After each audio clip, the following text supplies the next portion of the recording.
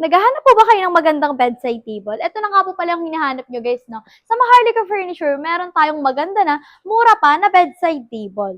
As you can see, pwede nyo nga po pala siya dyang paglagyan ng mga artificial plants or books. Ito nga po palang materials niya guys is bamboo wood, fine wood. Tapos, ito na po nakikita nyo is rattan or solihia style. But durable plastic po yan. Hindi po siya real rattan or real solihia. So, meron tayong drawer dito na pwede mong paglagyan ng cellphone, card, extension, charger, ID, or wallet. Mga alahas, pwede din po.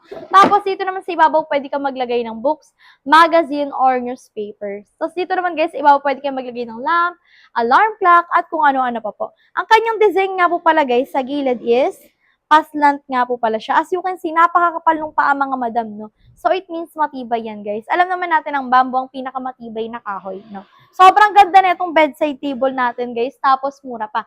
By the way, guys, pagka nag-checkout po pala kayo sa aming live na 6 p.m. to 9:20 p.m., meron tayong discount na 500 to 1,000 pesos.